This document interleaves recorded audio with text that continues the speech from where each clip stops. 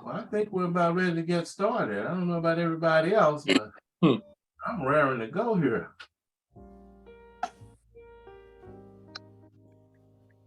Okay, Helen Marie is going to start with the intro about the NAACP, and she'll pass off to you, Bernard. Sounds good. Are we at 6 o'clock?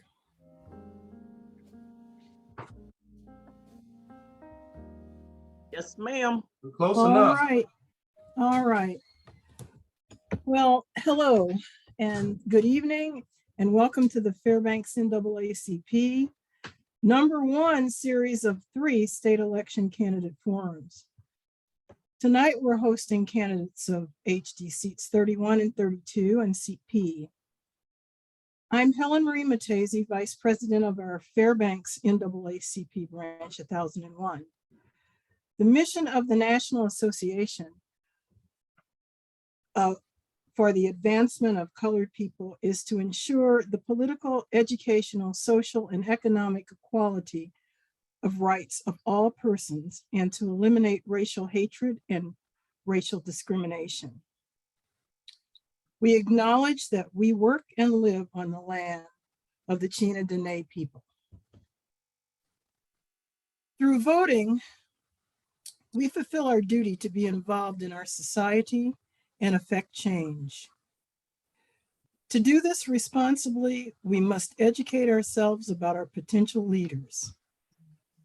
On behalf of the NAACP, I wish to thank and welcome our candidates and our moderator, Bernard Gatewood. I also thank and welcome our audience. Our audience is made up of potential voters who, by educating themselves here and then voting afterwards, determine our political futures. Every vote counts. We voted yesterday and the results are very, very close. One vote changes everything. In the next 2 weeks, we will host contenders for the other relevant seats in our area. I hope you'll join us for these as well. And I again thank you for joining tonight. Everybody that's out there is so important. Thank you. Thank you, Helen Marie. My name is Bernard Gatewood, and I will serve as your moderator tonight. And I'd like to thank all of the candidates for participating and for throwing your name in the hat to run. It's going to be a pretty tight schedule here. We've got 7 questions, 7 substantive questions, and you will each have 2 minutes. I repeat, 2 minutes to give an answer. And then we're going to have a lightning round, 5 yes or no questions, and hopefully we'll be able to get to all of them. Ms. Wendy Dominique will be the timekeeper, so she will kind of give you a little hint that your time is almost up. I want to be respectful to everyone, but I will gong you. If you start going over time, I will have to cut you off and let you know that we're going to the next candidate. So we're going to give everybody a 1-minute intro, and we're going to keep the candidates in their districts. So the 231 candidates will get questions, then the 232s. So we're going to start with the introductions, and not to be chauvinistic or sexist, but I am going to call on Mrs. Maxine Dibert to introduce herself first.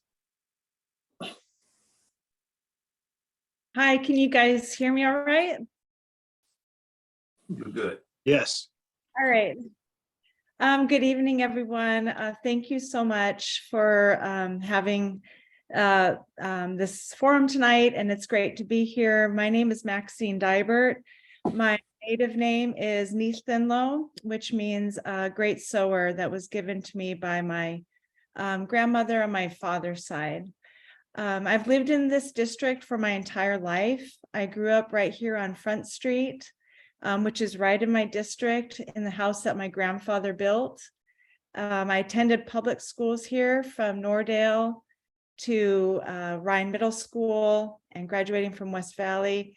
and on to University of Alaska Fairbanks to get my education degree. I raised 2 kids here. I'm Koyukon Athabaskan with deep roots in Fairbanks and deep roots in rural Alaska. My mom is Clara Anderson from the village of Rampart, and my dad is James Johnson from the villages of Cochrines and Ruby. I'm just starting my 22nd year of teaching here in my district at Denali Elementary School, which has allowed me to get to know hundreds of families in my district, and I'm running to be a voice for them. Thank you for Thank this. you, Ms. Dibert. Okay, we need everyone to really be respectful of that time. So Mr. Bart LeBon, would you give us a little introduction of yourself in 1 minute, sir? Yes, thank you, Bernard. Yeah, I've been in Fairbanks now for 50 years. I arrived to attend the University of Alaska to play basketball back in 1972. And I tell folks that I'm on year 50 of a 2-year plan. I ended up staying. I graduated in 75 with a business degree. I started my career in banking right after graduation. Spent 42 years in banking. Along the way, I volunteered and did different things, one of which was to serve on the Fairbanks North Star Borough School Board. I did that for 6 years, retired from banking, decided to go into politics. I've served 2 terms in the House.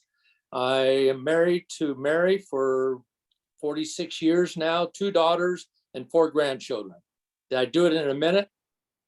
Absolutely. Thank you, sir. Thank you. Okay, let's move on to the District 2 candidates. And let's start with Mr. Van Lawrence. Mr. Lawrence, you have 1 minute to introduce yourself. Thank you. I want to thank the Fairbanks branch of the NAACP for putting on this forum and inviting us to participate. I came to Fairbanks in 1978. I have owned and operated a small business since 1980, and I've been involved in community service organizations since about then. I helped raise my daughter, who thrived in the public schools of Fairbanks. From 2012 until 2018, I served on the Fairbanks North Star Borough Assembly. I was the deputy presiding officer for those last 2 years of that service. I was then appointed by the governor to the Alaska Public Offices Commission. That experience has helped me learn how to rise above partisan politics, to reach consensus with people from different perspectives in order to solve problems of our community, or come up with solutions of our community problems. I believe this experience will make me an effective legislator in Juneau for District 32. Thank you, Mr. Lawrence. And last but not least, let's hear from Mr. Will Stapp. You have 1 minute, sir.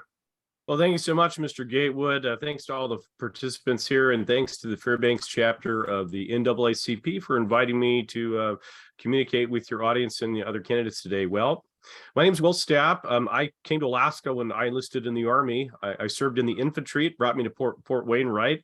I was a paratrooper. Ended up volunteering to go fight in Fallujah. I was wounded in combat on my first tour to Iraq. I came home at the end of 2007. My wife's Alaska native, and we have 2 beautiful daughters, Abigail and Amelia. And I'm going to go ahead and apologize in advance. My 4-year-old has a thing for Zoom bombing. So in the event that she interrupts, deep apologies. Since I left the military, I've been in business and insurance for about 11 years. I've been privileged to travel all over our great state of Alaska, from places like Unalaska or Manicodic all the way to Anaktuvuk Pass and Unalakleet. So that's been a wonderful experience for me to meet a bunch of diverse folks. And I'm also a big believer in public service and civic duty. So I've been in Rotary for 10 years, and I volunteer in a bunch of various civic organizations in town. Thank you.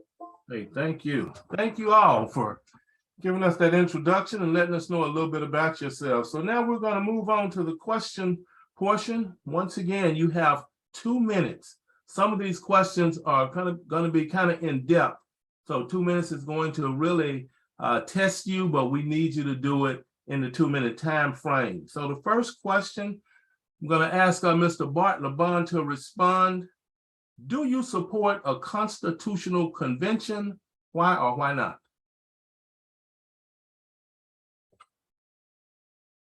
No, we need you muted when you're not speaking. Unmute when you're speaking, please.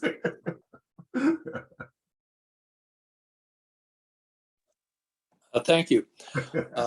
I didn't mute myself, so somebody must have muted me. Bernard, do you know who that was? Wasn't me. Okay. Well, I didn't mute myself. No, I don't support it at this time. The Alaska State Constitution has been amended 28 times. One of the most important amendments made to the Constitution was to establish the Alaska Permanent Fund. The legislature, the governor, and the vote of the people established the Alaska Permanent Fund back in 1976. And I'm proud to have been here in Fairbanks old enough to vote and having voted to establish the Alaska Permanent Fund. So that amendment was a landmark amendment. Where we are here today is so connected to that vote in so many different ways. I could speak for minutes and hours on that. But no, to answer that question, there's other ways to amend the Constitution. We don't need a convention. Thank you, Mr. LeBon.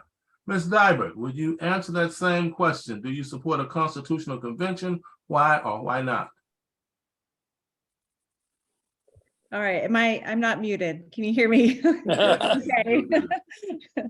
No, I'm opposed to opening up the Constitution. I'm like Bart LeBon.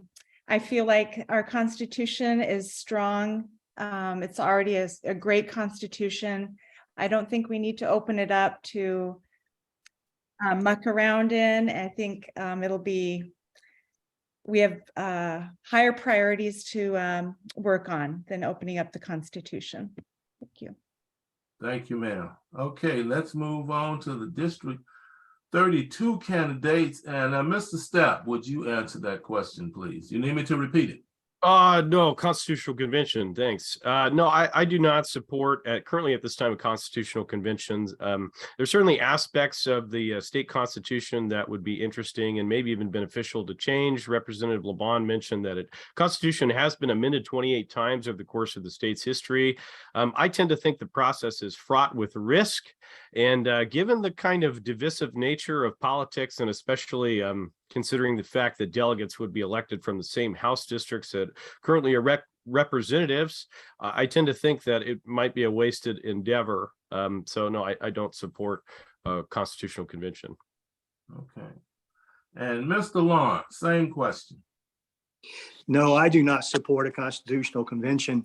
The Alaska Constitution, the framers of the Alaska Constitution had the benefit of being the 49th state. They had all the other state constitutions and the US Constitution to look at. And frankly, they came up with what I consider to be one of the best constitutions in the world. And a constitutional convention will open up all the provisions of that constitution to possible change. And I think that would create more problems than it could possibly solve. And I would therefore strongly oppose a constitutional convention. There's safer and better ways to amend the Constitution if it's called for. Okay, thank you, sir. Okay, let's move on to question 2. And I'm going to start with Mr. Stapp this time. The Alaska State Legislature has failed to pass any adequate protections for LGBTQ Alaskans facing discrimination. What will you do during your term to protect your LGBTQ constituents and address the problems they face every day? Well, first in life, I think it starts with how you treat people. So on a personal and professional basis, I think you should treat people well. I would like to cite the fact that there are federal protections for non-discrimination. This goes back to the Civil Rights Act and the Constitution. And as a legislature, I would vow to uphold that the standards that are put in place from the federal level, that we ensure that the state abides by those so that we can treat residents equally in order to have positive outcomes for all folks. Thank you. Okay, Mr. Lawrence, can you answer that? You need me to repeat it?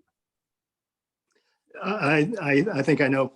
I believe in the equality of all people, no matter their race, gender, sexual orientation, gender identity, age, religion, or disabilities.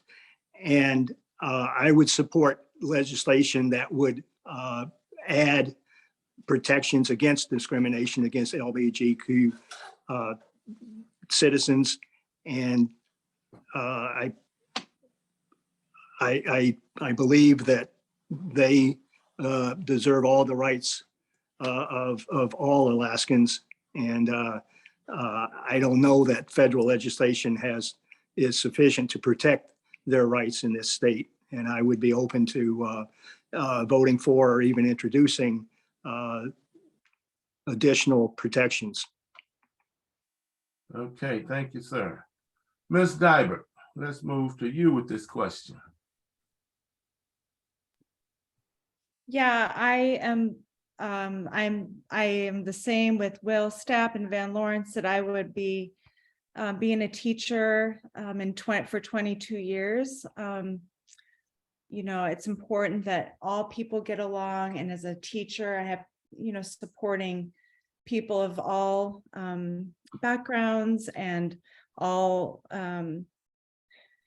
you know, the sense of people. I'm like with Will, Stapp, and Van Lawrence. I would support any legislation that would support the protection of LGBTQ plus people.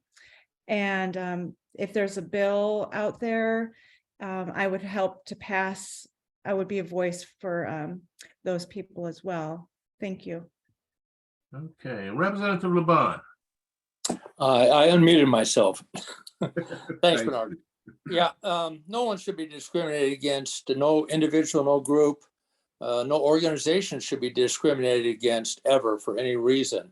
But I can speak from experience here, since I'm the only one that has served in the legislature. Any bill that passes needs to provide the details of the bill, needs to acquire not just the primary sponsor, but secondary sponsors. Then you need to get it through committees, you need to get it through the body, then you need to get it through the other body and its committees. The journey can be long. I guess the point of that is the devil is in the details. So to support legislation and say automatically you're going to support something, I just caution any and everyone that you need to understand what's being proposed and then act accordingly. But the fundamental answer is no, nobody should be discriminated against for any reason at any time in any place. Thank you. All right. Okay, let's move on to question 3. And Mr. Lawrence, we'll start out with you this time. Past legislatures have struggled to implement a long-term climate action plan to address, prepare, and respond to climate disasters and recovery. Do you support climate legislation? And how will you work with your colleagues to continue to address climate crises? Well, I consider climate change to be an existential threat to the people in the world, and certainly in this state. And I would address, I believe we have to address it in large part by reducing our consumption of fossil fuels over time. I would certainly work with other legislators to adopt plans that would reduce our dependence upon fossil fuels in the future, as well as help alleviate or mitigate the effects of climate change, such as helping to relocate villages who want to be relocated, and certainly investing more money in the Department of Transportation to improve roads or to build roads that can deal with melting permafrost. I think that's going to be a big problem down the road. Okay, thank you, sir. Mr. Stapp, could you answer that, please? Absolutely. So we are obviously facing a bunch of difficult challenges. So the neat thing about living in Alaska is when you face global challenges, you can actually be part of a global solution. So fundamentally, what does Alaska have to offer to the table? Well, we have responsible resource development. So I had the privilege of attending the Critical Minerals Conference up at the University of Alaska Fairbanks. And one of the facts that I learned that in order to meet our current projected EV and green energy targets, this is going to require 2 trillion tons in raw materials and rare earth minerals in order to be able to transition from a carbon-based economy to a renewable economy. And though Alaska might not be able to manufacture solar panels here, we can certainly play a vital role in the solution for delivering vital resources for production in order to power the energy of the future. Okay, thank you very much, sir. Representative LeBon, could you answer that, sir? Yes, and it's going to sound a lot like Will's answer. Alaska is a storehouse for critical rare earth minerals. To make that transition to battery, solar, wind power, we have an opportunity in Alaska to be a game changer. That transition is not going to happen overnight. In the meantime, Alaska is a resource state. We need to develop our resources. We do it better than any other part of the world. We are the leader of responsible resource development. We need to continue that, but keep an eye on, can we move toward hydropower? Can we move even to nuclear power? Eielson Air Force Base is doing a test study on a micro nuclear power generator. That's the future. We can't forget our past, but that is our future. In the meantime, we are a resource state and we need to keep developing our resources in a sound and responsible manner. Thank you. Okay, thank you, sir. And Ms. Dibert. Yes, can you repeat the question again? Absolutely, ma'am. Past legislatures have struggled to implement a long-term climate action plan to address, prepare, and respond to climate disasters and recovery. Do you support climate legislation? And how will you work with your colleagues to continue to address climate crises? Thank you. Yeah, I think my experience, I'm married to a firefighter that is with the state. And I think coming out of like the worst fire season that we've had around Fairbanks, actually the past 2 summers, and the fires have been out of control. And I think having that experience, talking with my husband, I can be someone who can collaborate with our Alaska State Fire Department or Alaska State Fire Service, and be a voice on how what we can do to prevent these fires that are closer and closer to our communities, which in the long run could help with funding, if we could prevent these. I just attended a borough climate action plan with the borough. It just started, and that was really interesting. I got to talk to a lot of folks in my district on ways we talk about climate and how we can make a difference in just in our community in my district. And also, when I'm out talking with folks in my district all summer, a lot of people want alternative energy, and a lot of folks want solar panels, and that's something to talk about. But it is costly, but that's something that we could bring up in the legislature, how we could help folks head in that direction. Thank you. Thank you very much.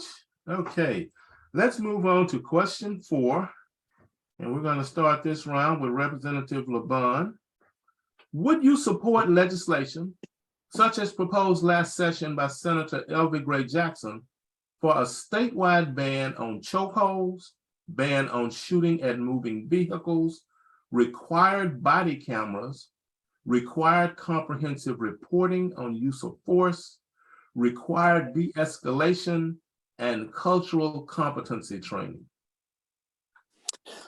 You know, that's the right direction to go on all those fronts. The details of how you get from here to there is the challenge in the legislature, because to get something through the House and through the Senate, you need 21 in the House and 11 in the Senate. We could put together, or Senator Gray Jackson could put together the bill. Does she get it through the Senate? Does it get through the House? How does the bill change when it goes through the various committees? Typically, a bill gets half a dozen bites of various committees on its journey to final votes, and they can change. Those bills can change quite a bit. I got 2 bills passed, and I was fortunate to get 2 bills passed as a member of the minority. That doesn't happen often. It means you just have to work with others. You have to be able to work across the aisle, work with folks in the other party or the other body for whatever comes out of those suggestions. And I could see where every one of them would be a great step toward public safety. You just have to be ready, willing, and able to work with others and to be effective in getting a bill like that passed. I can't recall why it didn't get legs in the Senate, but those are the challenges. So for anybody who's serving, be ready for those challenges. Thank you. Thank you, sir. Ms. Dibert, same question. Yes, Bernard, can you repeat it? No problem. Would you support legislation such as proposed last session by Senator L.B. Gray Jackson for a statewide ban on chokeholds, ban on shooting at moving vehicles, required body cameras, required comprehensive reporting on use of force, required de-escalation, and cultural competency training?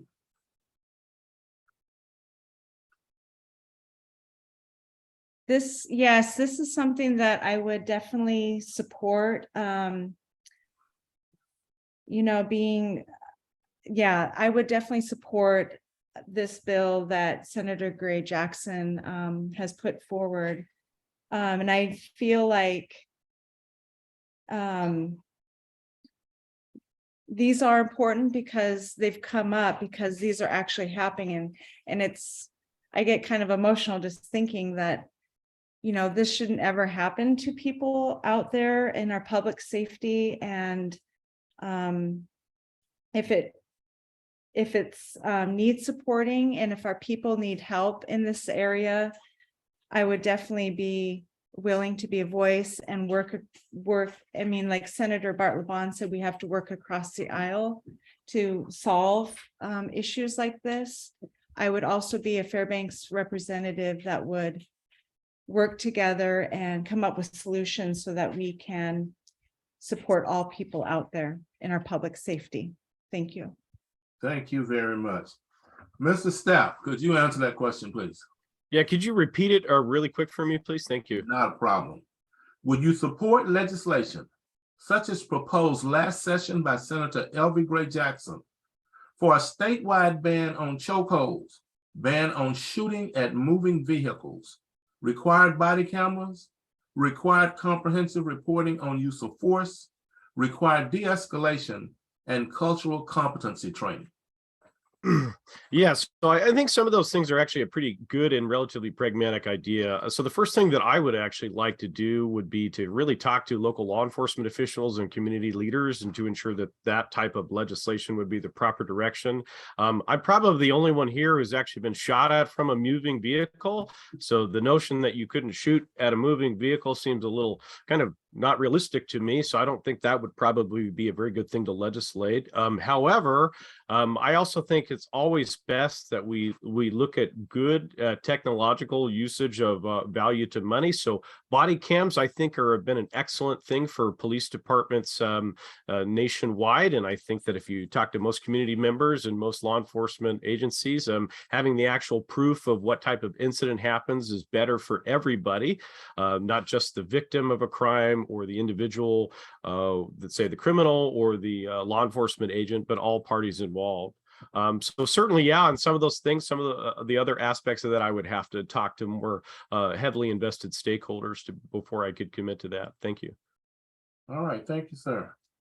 And Mr. Lawrence, could you answer that? Yes, thank you. I would support all the measures proposed in Senator Jackson's bill last year. I think they all have merit. There's this, there's a segment of, or there are segments of our population that see police as a threat rather than protectors. And that's not acceptable. That has to be changed. And I happen to think that the measures that would be most effective and are most needed is de-escalation training and cultural sensitivity. I know that certainly there are instances in the Fairbanks Police Department where lack of such training is evident, and so I would be in favor of all the measures listed in that bill. Thank you. Thank you, sir. Okay, let's move on to question 5. And Ms. Dibert is going to start this one. The question is, our state, as well as the rest of the country, is plagued with negative statistics regarding MMIW, G2S, and BIPOC individuals. If elected, how can you support community and law enforcement solutions for the missing and murdered?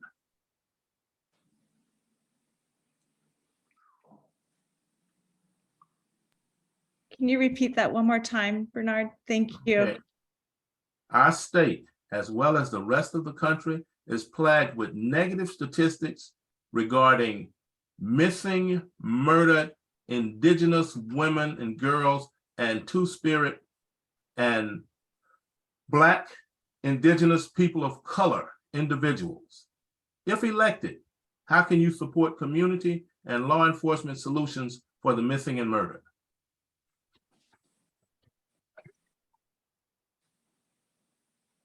Yes, I would definitely, these statistics are close to home for me, with family members who have been missing, and in my districts, there's some stories that I would definitely reach out to our native, like our local native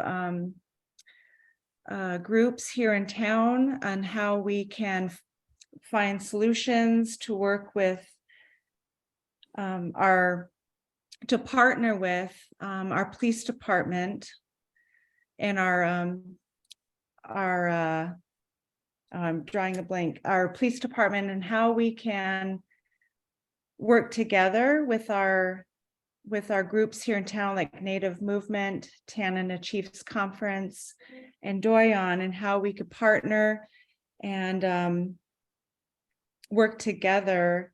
And I would support, I mean, that's who I would work with to solve these issues, these sad issues that are happening in our community, for sure. Thank you. Thank you, ma'am. Representative LeBon, you need me to repeat it? Yes, thank you. It's a great question. I've served the last 4 years with Representative Sukowski from Bethel, who has taken the lead in this area in the House. And I absolutely am a major supporter of public safety. I served as the chair of the subcommittee for public safety in my first 2 years in the House. I actually moved to increase funding for the VPSO program. I moved to increase funding for the state troopers. And I was happy to see when a retired trooper was recently appointed to lead a task force in this area. So it gives it more immediate support. I think what you'll find in the legislature, having served now for 4 years, is that the majority of legislators are on board with solving this problem and are willing to put the resources into it. And I'm proud that I've been part of that solution, both through the budget process as a member of House Finance Committee and chairing the subcommittee for public safety. All right, thank you, sir. Mr. Lawrence, could you answer that? I'm certainly aware that this is a big problem, not just in this community, but across the state. And I think we can at least make some progress by discussing and having conversations with Native elders and leaders. The rate of Indigenous women killed by men in Alaska is 3.5 times that for women, for all women in the state. And so there has to be resources, I think, appropriated by the legislature to provide safe havens for women who are subject to domestic abuse and violence. And so certainly, I think we should discuss with the leaders of the populations who are impacted by this problem to get their input. But frankly, it comes down to putting more resources for law enforcement and for social service type social services to help victims or potential victims avoid the problem. Thank you. Thank you, sir. And Mr. Stapp.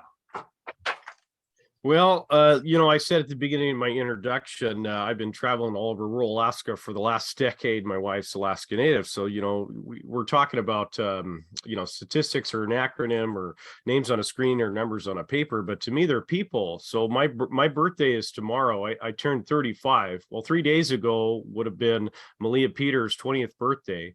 And her family's from Fort Yukon. And I tell folks that, she is one of the many folks who came to our town and ended up suffering a catastrophic event and lost her life. So when I was in Galena last June, I have a friend of mine, she's a Sam, and I always talk Fairbanks up because I like to be a good representative everywhere I travel.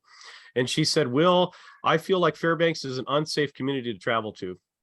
And that's pretty difficult to hear, especially when you're a guy like me and you're a champion of your town. You want to travel and promote it to folks. So first and foremost, I think that it's important to take a leadership example and remember the people and talk about their names and talk about how much of a critical problem that this is and how really underreported and unnoticed it is in a lot of aspects of our community. So that being said, the second thing that I would do would be certainly to try to look at diverting resources to that individual community and really expanding coordination between our state, local, and of course, tribal organizations, government through an expanded VPSO program. Thank you. Thank you very much. Okay, we're at question 6. And Mr. Lawrence, will you start out? What do you intend to do about the poor returns of salmon in the Yukon and Kuskokwim drainages? How will you work with your fellow legislators to address the current subsistence food crisis? Unmute him, please.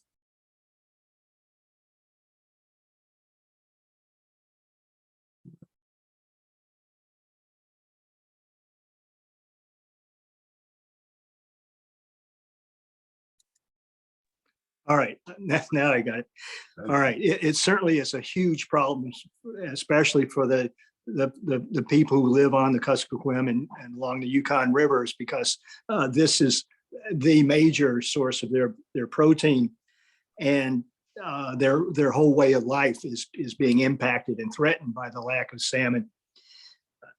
I think one of the things we can do is pressure the federal government to resurrect those fishery councils that we had, coastal fishery councils that were in place, I think until President Trump came along, that allowed local populations to have input as to what regulations and what fishing is, what type of fishing is allowed in the 200-mile economic zone that the United States oversees. And And other than that, I'm afraid, a lot of the problem, I think we have to put more research and spend more on research on why fewer and fewer salmon are coming back. I think a lot of it, like I say, is commercial fishing is taking too high of a percentage of the returning fish, and that should be reduced. I think subsistence use should be given a higher priority. And unfortunately, I'm afraid part of the problem is that the Pacific Ocean is getting warmer, and that requires us to address climate change in an effective way. Thank you. Thank you, sir. Mr. Stapp. Yeah, this is a pretty comprehensive problem. Van actually kind of mentioned some of the intricacies of how technical this is. So comprehensive problems typically require robust and sensible solutions. So if you look at a bunch of different aspects of the different salmon returns, folks are pointing finger to commercial fishing, whether it be deep sea trawlers or lack of regulatory councils. And honestly, I don't know what the comprehensive cause of the problem. I do know that it's complicated because, again, I've been traveling to Western Alaska for 10 years and I talk to folks. So if elected, I think it's a serious challenge, and facing this challenge will require stakeholder engagement with not only local government, but CDQ groups. CDQ groups have a lot of different fishery interests, not just the commercial side, but the sports side of fishing, in order that folks can maintain their subsistence rights out there. And tribal organizations and local governments, then of course input from the state. So it's certainly a difficult challenge, and it's going to require a really comprehensive solution in order to take measures to address the problem. Thanks. Thank you, sir. Representative LeBon. Thank you, Bernard. Yeah, it's a multifaceted problem. How much commercial fishing impacts the resource, plus the unintended consequences of bycatch, of catching salmon that wasn't the primary fishery, but is a byproduct of the activity. So how do you manage the fishery itself, and how do you reduce the bycatch? You need to understand the scope of the problem. I think we're just now starting to better understand the problem. But the goal should be to increase the number of salmon that swim up into interior rivers. And how we do that is the challenge, but absolutely it needs to be done. And, it impacts Fairbanks. It's just not rural Alaska. We feel the impact of that. And so it's something I think the Interior delegation can get on board with solving that problem, no matter which one of us get elected. Thank you. Okay, Ms. Dibert.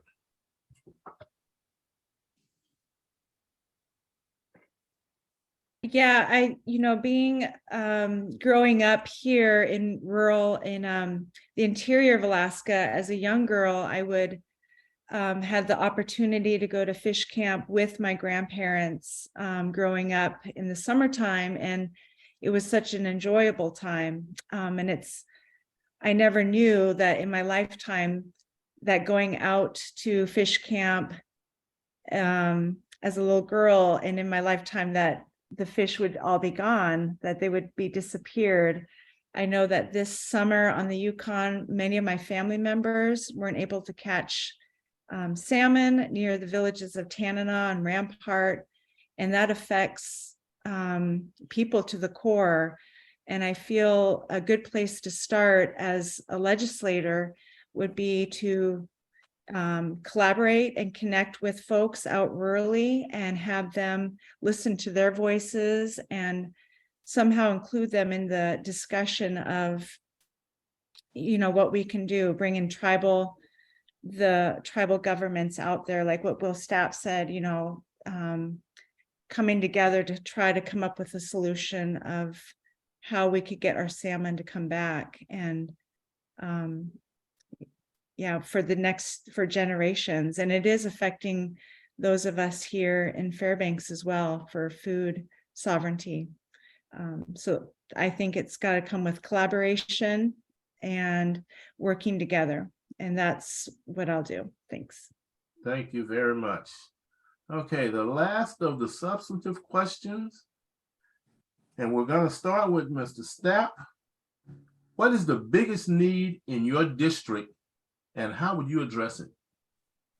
Yeah, thanks for the question. So the biggest need for my district has been and continues to be, well, right now with economic inflation, high gas prices, electric rates are really crushing our ability to provide for our families. So I would say the biggest need and the immediate need and long-term need is delivering cheap energy solutions for Fairbanks.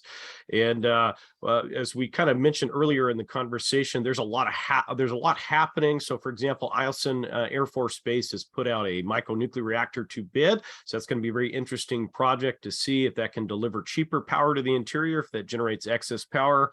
Fort Wainwright is looking at replacing its aging coal plant right now. I'm not entirely sure if they plan to upgrade that or swap out for gasification. Obviously, for the folks that we have out in Badger Road, it would be ideal if they did gasify Fort Wainwright, because you could actually connect the forgotten area of town, i.e. the portion between the city of North Pole and the city of Fairbanks that currently does not have gas.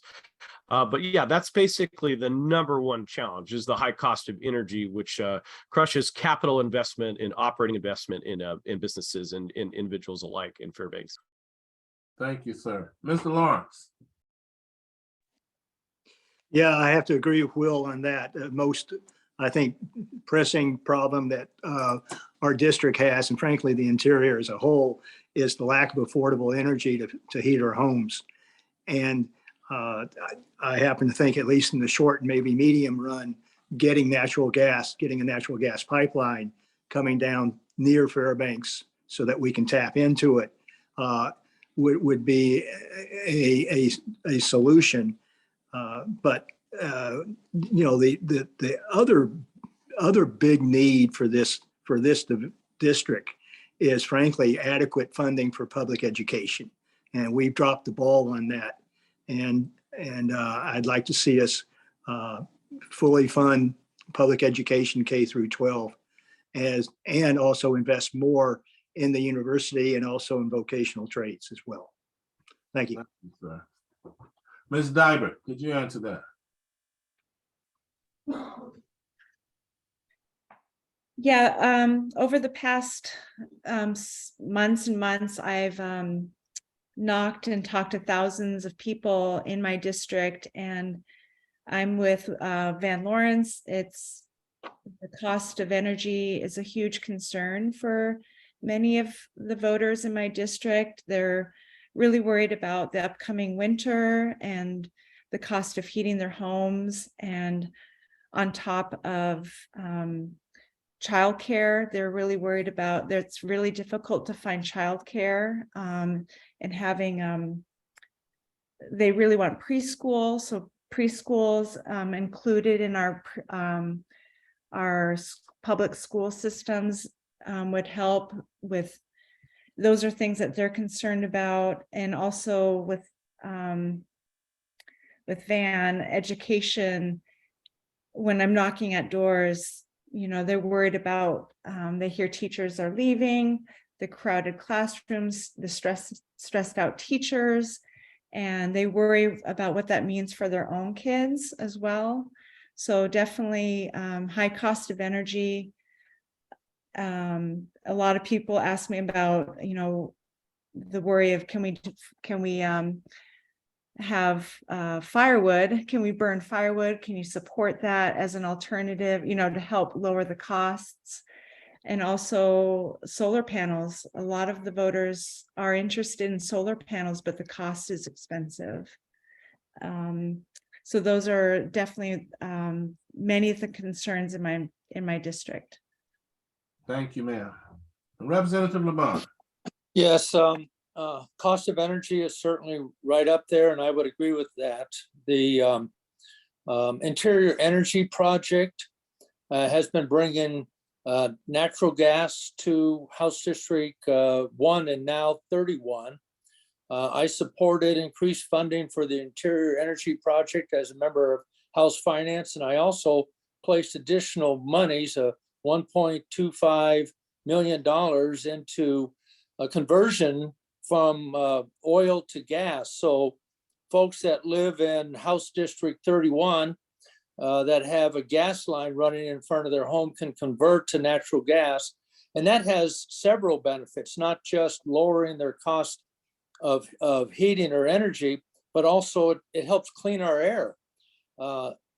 As far as burning wood, the Usability family built a wood drying property right there on Phillips Field Road to help folks who do burn wood to burn dry and seasoned wood. So that also helps our quality of air. So it's a couple different ways we can help the interior, and that does spill over to other districts. Also, District 32 has access to natural gas, and I'm happy to support the interior energy project in that way. Okay. We are going to move on to what we call the lightning round. It is a series of 5 questions, and they are yes or no. Now, in situations like this, sometimes you're going to want to address the reason you're saying yes or no. We don't want that. We just want a yes or no, just like you're in court. Just yes or no. Oh, let's go ahead and get started. We're going to begin with Ms. Dibert. As an elected leader, would you vote to codify the right to all and any reproductive healthcare options into law? Yes or no? Can you repeat that? I'm sorry. Yes, ma'am, no problem. As an elected leader, would you vote to codify the right to all and any reproductive healthcare options into law? Yes. Representative LeBon. No. Mr. Lawrence. Yes. Mr. Stapp. No. Okay, let's move on to number 2. We're going to start with Mr. Lawrence. Last session, Senator Wilson carried Senate Bill 174, the Protect Natural Hairstyles bill that restricted workplaces and school districts from establishing any dress codes or regulations that discriminated against Black hairstyles and wear. Through an amendment in the House, the workplace provisions were removed. That bill passed as amended, and thousands of Black Alaskans are still unprotected from hair discrimination. Do you support a bill protecting Black Alaskans from hair discrimination in the workplace? Yes, I do. Mr. Stapp. Yes. Representative LeBon. No. Ms. Dibert. Yes. Okay, let's move on to number 3. We're going to start with Representative LeBon. Should Juneteenth be a state holiday? No. Ms. Dibert. Yes. Mr. Stapp. Yes. Mr. Lawrence. Yes. Okay, let's move on to number 4. We're going to start with Ms. Dibert again. Do you support limits on campaign contributions by individuals or political action committees? Yes. Representative LeBon. No. Mr. Lawrence. Yes. Mr. Stapp. Yes. Okay. Last question of the lightning round. We're going to start with Mr. Stapp. Do you support the current ranked choice voting system? No. Mr. Lawrence. Yes. Representative LeBon. No. Ms. Dibert. Yes. Okay. Those are all the questions, the prepared questions that we have. We'd like to give each of you 1 minute to close out. Once again, you've been very good on the times. Let's keep that up. 1 minute to close out. We're going to start with Mr. Stapp. Thank you so much. This was my first forum as a political candidate running for House District 32. And I just like to close in a story. When President Eisenhower visited Winston Churchill when Churchill was on his deathbed, after he left the room, he turned to his aide and he said, "I've just said goodbye to Winston, but you should never bid farewell to courage." So thank you so much, folks, for inviting me here today. It was been an absolute pleasure. Thank you. All right, Mr. Lawrence. You know, Alaska's been my home for over half my life. I love it here, and I'm here because of the land and because of the people. And I believe that I can be an effective legislator for my district, in large part because of my experience. I've been a business owner. I have advised businesses as to how to interact with the law and deal with the challenges of the facing businesses in the interior. And I've been on a legislative body, the Borough Assembly, so I know what's involved, not only as a lawyer, but as a legislator in enacting legislation. And I think I can represent in a fair and bipartisan way the interest and the dreams of the people in my district. Thank you. Thank you. Representative LeBon. Yes, thank you, Bernard. I think I'm unmuted.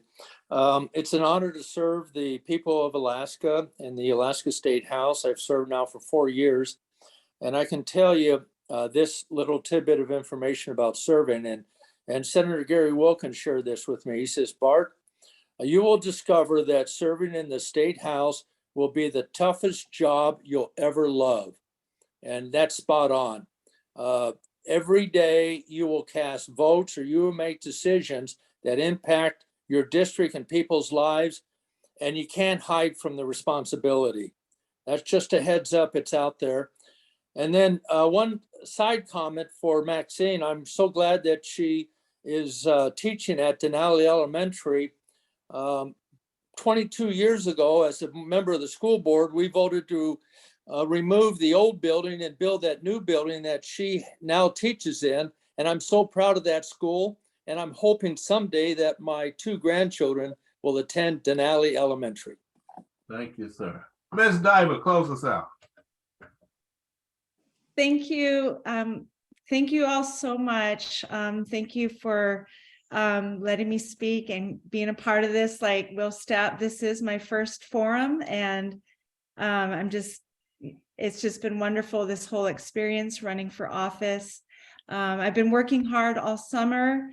Many of the people I've talked to throughout this campaign, they felt like they haven't had a voice in Juneau in District 31, and I'm running to be that voice because I feel like I am one of them. I'm an advocate, I'm in the community, and I have experienced many of the stresses and challenges that they've experienced and our experiences, like high prices at the grocery store and gas, crowded classrooms, and many of the next generation leaving. So time and time again, people tell me how much it means to them to see, when I knock on their door, they see a woman running, a teacher running, and an Alaska Native running. I'll be there for the working families of Fairbanks, and we'll work hard in Juneau if elected, and we'll work across the aisle to get things done and be the voice for District 31. Thank you. Thank you all very much. What a great group of candidates. You've all given some very thoughtful answers to some very difficult questions, and I'm very appreciative. It has been my pleasure and honor to work with you tonight. I'm going to turn it over to Joe Hayes, the Political Action Chair of the NAACP. Mr. Hayes, take it away.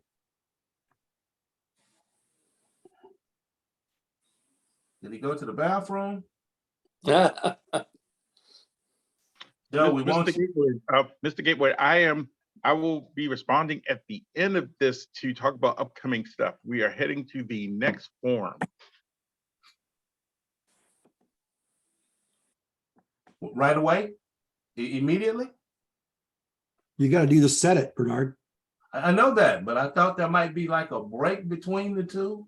Well, Yeah, Well, actually, you know, I gotta Bernard, Bernard sometimes needs a break, Right. guys, okay? I got to use the bathroom, so pardon me. sometimes we do a break. Why don't we do 5 minutes? Thank you, Ms. Oh, Matisse. I am there for you. The clock is running, I and will be Miss right- Wendy is really good at it. So thank you. I will be I'll right back. let you know. You got to go. You're getting weird. Too funny.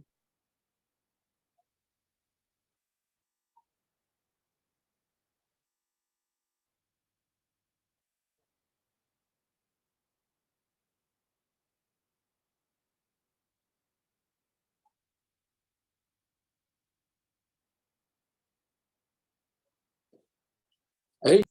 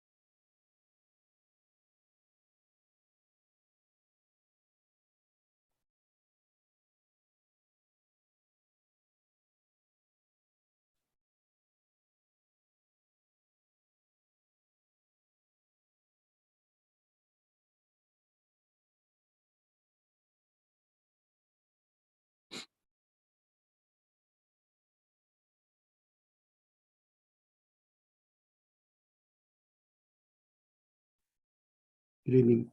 Good evening, Senator Scott.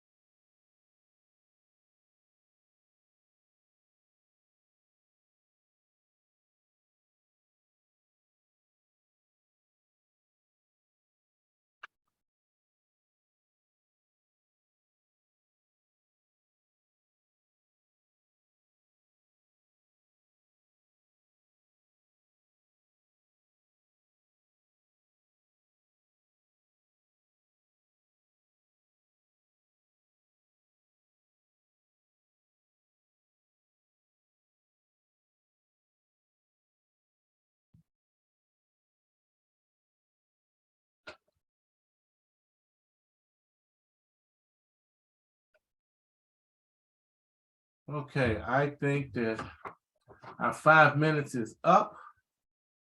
And I certainly appreciate everyone giving me that extra time. We're getting ready to hear from our candidates for Senate, State Senate, District P. And they are the incumbent, Senator Scott Kawasaki, and his opponent, the Mayor of Fairbanks, Jim Matherly. So gentlemen, we have 7 questions, 7 substantive questions. I'm going to give you 2 minutes to answer each question. We really want you to be aware of and respectful of the time and try to limit your answers to those 2 minutes. We're going to start it out with a 1-minute intro. And Mayor Matherly, will you start us off with a 1-minute introduction about yourself?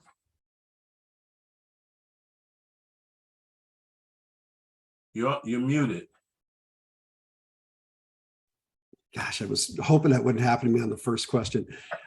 Thanks, Bernard. I want to say thanks to the NAACP and to all the candidates that were here already to speak, and to Senator Kawasaki for his service to our interior. It's been a pleasure working with the legislature from my seat as mayor. Yeah, I'm Jim Matherly, born and raised in Fairbanks. So was my mom and my grandfather. Many of you know me. I know many of you. I've worked in many different capacities in Fairbanks, in banking, chamber of commerce, radio, the tourism industry, entertainment industry, and I've been able to meet a lot of great people. And serving as the mayor of this wonderful town has just been a blessing. And I agree with everything that was said earlier about public service. It's the hardest job you'll ever love. And I thank you very much for the time tonight. Thank you, sir. Senator Kawasaki. Great, thank you. I feel like I know everybody here, but for those who don't, my parents moved up here. The late Dr. Koji Kawasaki and Virginia Kawasaki moved up here in the 70s, bought this house, said that this was the kind of place where they wanted to move to go to college because it was a first-rate institution. Decided by the time they left that this is the kind of place where they want to raise a family. That's why I joined public service. I grew up here, graduated from Lathrop, went to the University on the Hill, got a degree there, and went almost directly into public service, serving on a city council, and then on in the state house, and then seamlessly into the state senate for the last 4 years where I've been. I'm running for re-election because I want to have that same sort of feeling for people who decide to come up to Alaska. They want it to be a great place to live, work, and raise a family too. We don't want to see our kids move off to another state. We want them to be right here with us. And that means we have to build opportunity for all. That's why I'm running for re-election. We have some challenges ahead, and we are going to meet those challenges head on. Thank you, sir. Okay, let's jump right into it. First question, and we're going to ask Senator Kawasaki to go first. Do you support a constitutional convention? Why or why not? I oppose a constitutional convention. There are ways to amend the Constitution. It requires 2/3 of each House and Senate to bring forth an amendment to the Constitution. It has been done nearly 30 times in state history since 1959. This Constitutional Convention under Provision 4 of the Constitutional Convention provisions means that it is a completely open system. It means that the conventioners that are going to be elected by the public will have free reign over every aspect of the Constitution moving forward. That's not the kind of thing that we want to see moving forward. It could just take a few people to negotiate something else, completely change our constitutional right to privacy, completely change our constitutional rights to bear arms, or to do many things that we have that are protecting what we have as a state and as her people. So I oppose a constitutional convention. If we want to change things, there's a way to do it. Thank you, sir. Mayor Matherly, same question.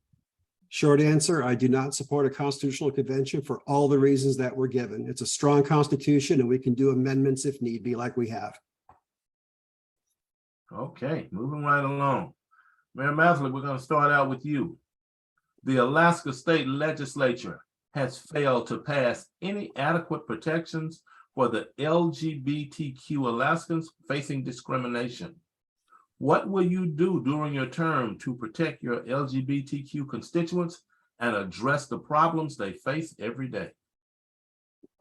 Thanks, Bernard. I think the federal laws are there to protect all of us. That includes everybody that lives in the country and lives in the state and in this community. We need to make sure we enforce those federal laws. And by doing that, we ensure safety and protection for everybody. So to me, the federal laws are clear and they're there for us to follow. And I would work with the legislature in Juneau. If somebody's violating that, that's when we can step in. Thank you, sir. Senator Kawasaki. Thank you, Bernard. The federal laws are enforced by federal officers. They're not enforced by the state. So the first thing that we need to do is we need to decide what kind of a state we want for our people. Federal government has already said that we want protections for LGBTQ Americans. I want those same rights conferred to LGBTQ Alaskans. And if we truly want that, then we need to have that done at the state level. A community can do it, a city can do it, a municipality can do it if they're home rule. But if you really want it done and you really want those protections for those folks, it needs to be done at the state level.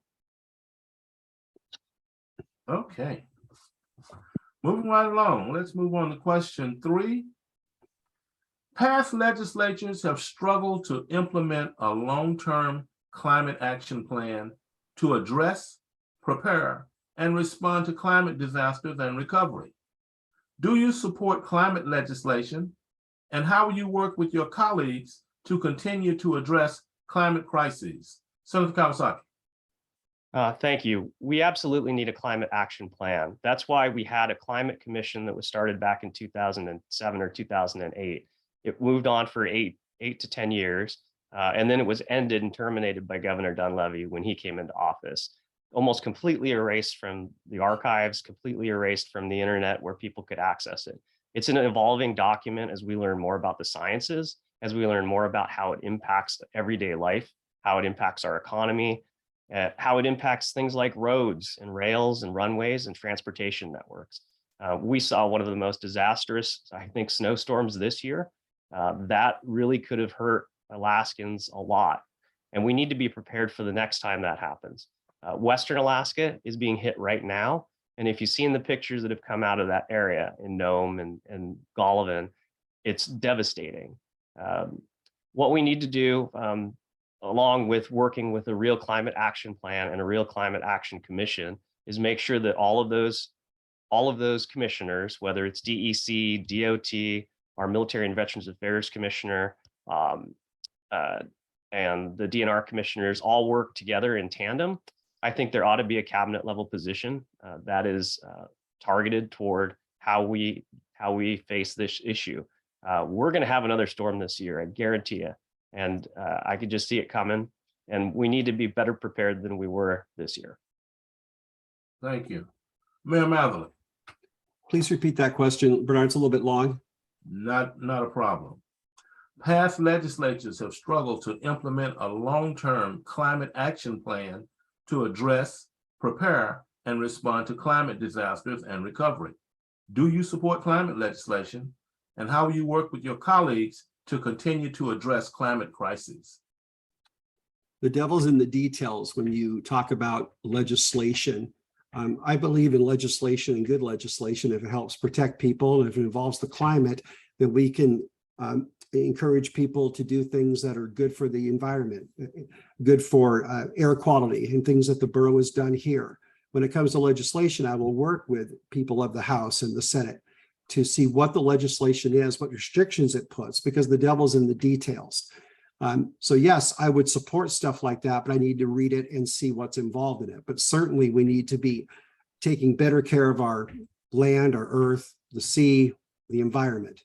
But what do the details say? Thank you very much. Let's move on to question 4. Would you support legislation such as proposed last session by Senator Elvie Gray Jackson for a statewide ban on chokeholds, ban on shooting at moving vehicles, required body cameras, required comprehensive reporting on use of force, required de-escalation, and cultural competency training. Mayor Matherly. Thanks, Bernard. Well, I've worked really closely with our police department, as you know, for many years. I would not force a ban on the first and second items. I think it becomes very risky if you tell the police all or nothing. You can never do this. It has to be case by case occasionally.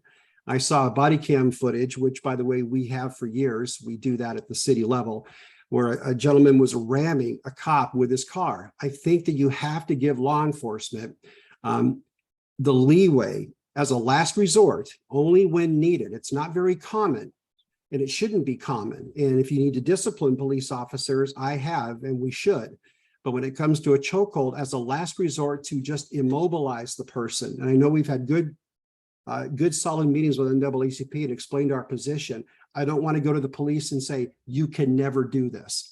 So no, I would not support a ban on those two things. It should be last resort only, and it has to be up to the law enforcement, because not only are we there to protect the lives of the citizens, but I think it's very crucial we help protect the lives of the law enforcement folks that are out there dealing with this. As for the other four items you mentioned, I have promoted the cultural diversity training. We're doing it now.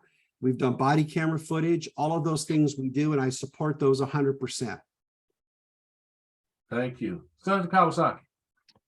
Thank you. Just to clarify, Senator Gray Jackson introduced several bills that dealt with several different issues. It wasn't just one big omnibus bill. And there were some parts that I supported, some parts that I think needed to be finessed, and some parts that I didn't support at the time. As a member of the State Affairs Committee, we were the first committee of referral to see those bills. So when it came to just what Mayor Matherly said about chokeholds, for instance, there were some complaints about that particular part of it. Many departments that have established cameras on police officers already, and some departments wondered how the cost was going to be assumed or absorbed by a particular municipality. So there were some questions about that bill too. In the end, the bill was supported by the Police Chiefs Association. It was supported by the director of the Alaska State Troopers. It made it to the floor on the final day. And because she was juggling so many bills at the time, I don't think any of them actually passed the Senate, but it did have popular support. I think that she'll be introducing them again as she's reelected. And I hope to keep those bills where they're at and refined, and as specific as possible so that we can address some of the issues that we have in the state. All right. Okay. Our state, as well as the rest of the country, is plagued with negative statistics regarding missing, murdered Indigenous women, girl, and two-spirit, and Black Indigenous people of color individuals. If elected, how can you support community and law enforcement solutions for the missing and murdered? Mayor Matherly. Thank you. It's a terrible problem, and I support it now fully. And I think some of the ways that I've tried to support it is empower the police to work with the troopers, to work with our Native organizations, NAACP. I attend as many of the rallies as possible and speak at those rallies, because I think it's important that leaders show support for that. We obviously need to solve these crimes. And we have at the Fairbanks Police Department, we have a group that only focuses on unsolved crimes. And it also means keeping in contact with the families, not just the troopers and other law enforcement agencies, but actual families themselves. So we need to address it. And if I go to Juneau, and when I get to Juneau, I will support it the same way I've supported police, NAACP, the Native groups here in Fairbanks, by giving enough resources to law enforcement, being open with the public, meeting with the families, and attending the rallies and showing support at all levels. Thank you. Senator Kawasaki. Thank you. If you're under the age of 19 or you're over the age of 65, there's two different methods where if you are missing, they automatically alert the public. That was a law that had been passed earlier. It's a federal law. And we refined that law to include all people in between. If there's a missing person, we need to know that they're missing, and we need the police to investigate. And I know that it does burden the system if it's a person that just goes off on a hunting trip and doesn't tell family, but it's important that there are logs kept. Right now, under state law, because of the amendments that we added in the State Affairs Committee, that will be done within 48 hours of a missing person report. It'll be logged into a system. So if a person drives down the street and happens to find a person, they can report that they are not missing and clear them off the list. That's exactly the kind of thing that we need in the state. Our state troopers have been working hard on it, and we have our new missing and murdered Indigenous persons director is actually a local guy, Lonnie Piscoya, retired trooper from D Detachment. So we're lucky to have him there. And I think things are going to be changing. I think there's a lot more attention to the system because of the advocacy work of places like TCC, FNA, Doyon. They came out and supported that bill. Thank you, sir. Let's move on to question 6. What do you intend to do about the poor returns of salmon in the Yukon and Kuskokwim drainages? How will you work with your fellow legislators to address the current subsistence food crisis? Senator Kawasaki. Thanks, Bernard. This is something that's sort of near and dear to my heart. Though I don't fish on the Yukon, I know a lot of my friends, a lot of the family, Maxine's family does. It's an important food source, and it's almost more than a food source. It's something that they've grown up on, and it's a cultural way of life. So to not be allowed to fish, or to be limited to the number of fish that you can catch or the size of fish that you can catch is a real disheartening thing.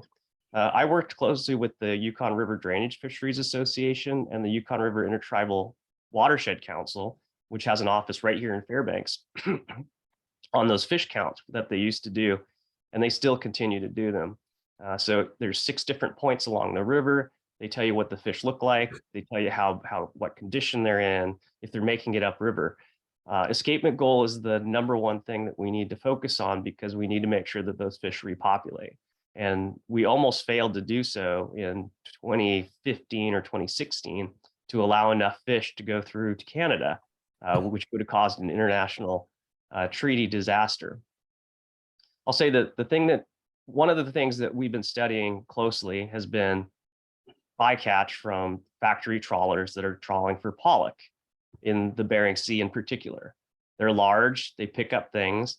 90,000 fish are anticipated to go past the weirs and get all the way into Canada. At their peak, they were catching 130 king salmon as bycatch.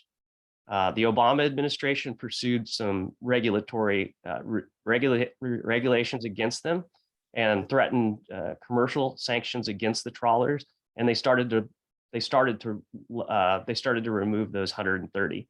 So the number is still high. It's still way too high because that is wasted food, and that's food that's not going into the bellies of folks here in Alaska. Thank you. Mayor Matherly. Bernard, I made a promise to myself that I'm not going to try to answer a question I know really nothing about. And this is going to be one of those times, because I've never worked near the fishing industry, and I've never served in the Senate or in the House. So I'm not going to have a good, clear answer other than to say it's important that subsistence is maintained. And so I will work to learn more about it. Part of the reason I'm running is to learn more about these subjects that are outside of Fairbanks, even though I'm representing Fairbanks.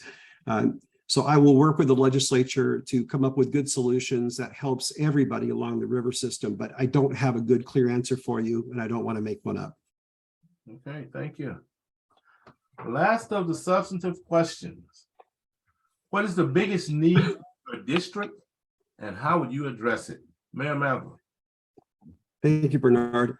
Everyone earlier did mention the rising cost of energy and fuel, and I think that's wonderful, but I'm going to add another one to that, because something that's been really near to me since I took office is opioids and homelessness and the damage that it's caused. And I've spoke to Native groups about this very issue because it's been devastating to the Native communities as well.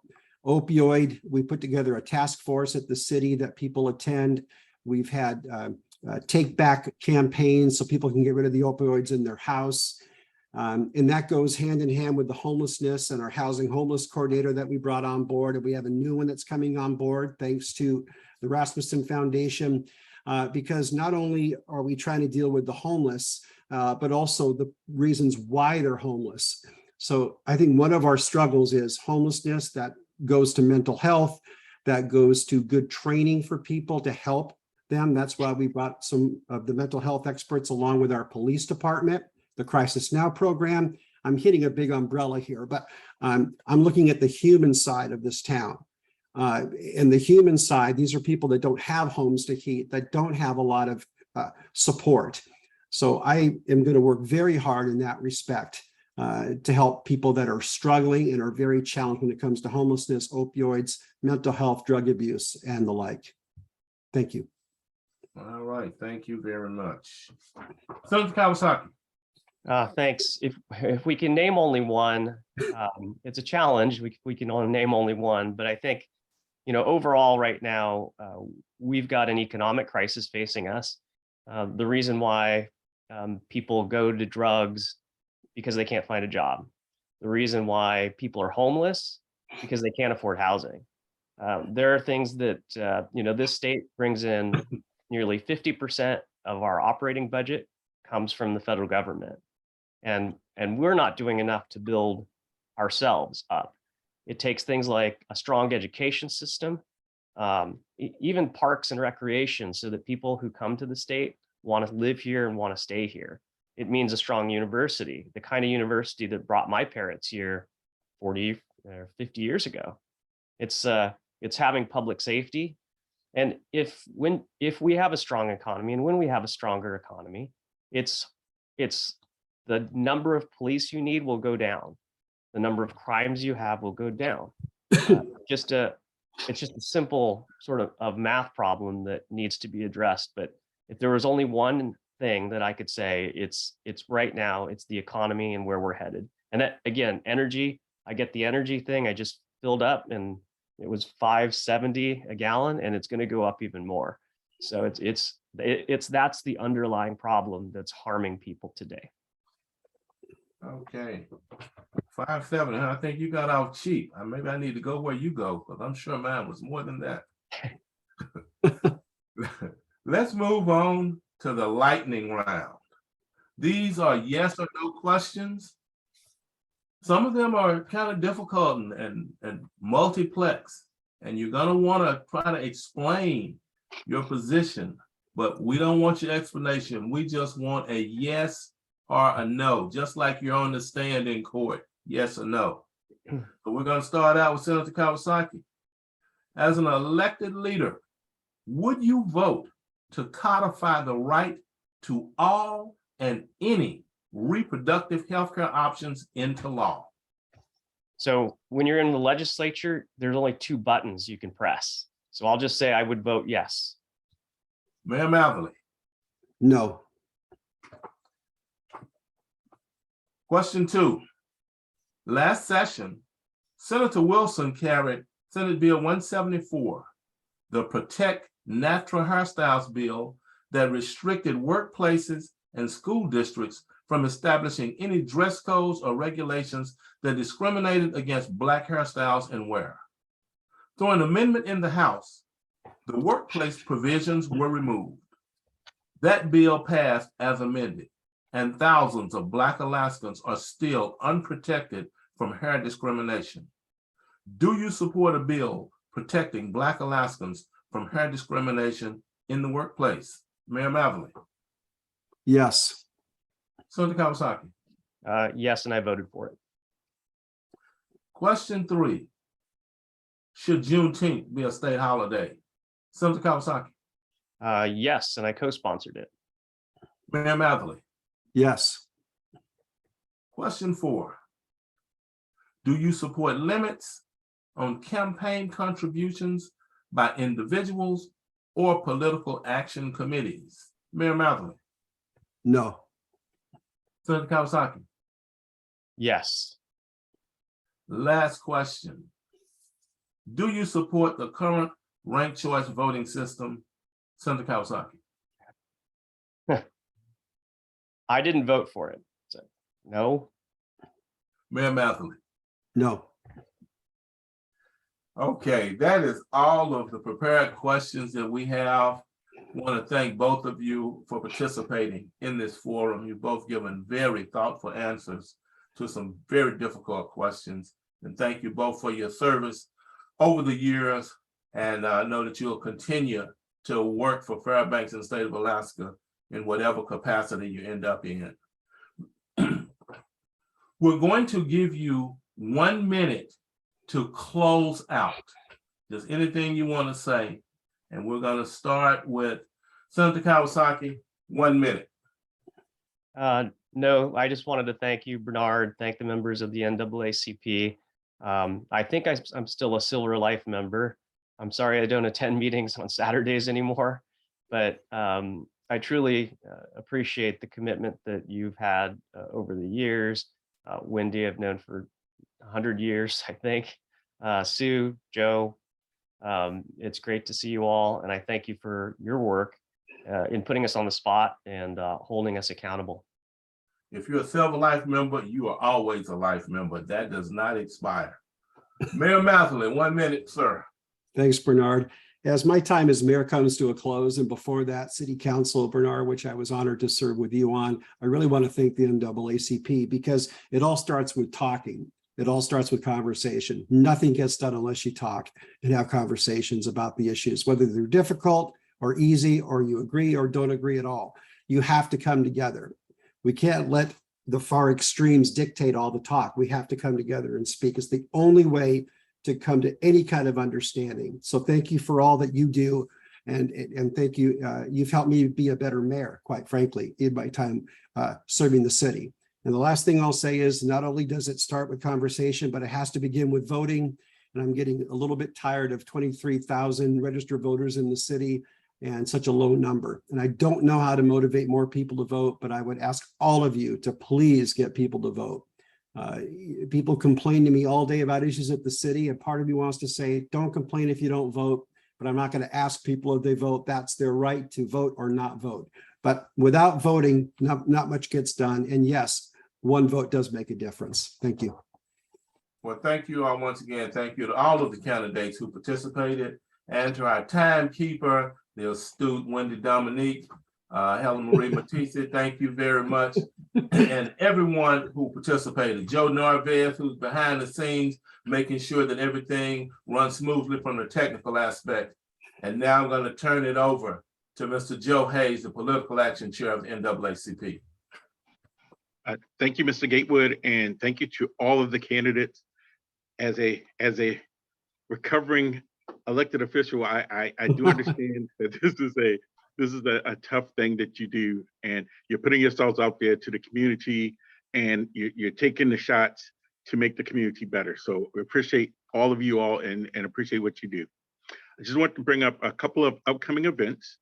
On October 12th, we'll have our next candidate forum with District 33, 34, and Senate District Q will be up. And then on October 19th, we'll have District 35, 36, and Senate District R. So we'll have the next 2 weeks, we'll have forums. And remember, early voting starts on October 19th. So, once again, we hope people can get out and vote, and hopefully people will watch this and will be informed. And with that, thank you to everyone. And I hope you all have a really good night. Thank you, Mr. Joe.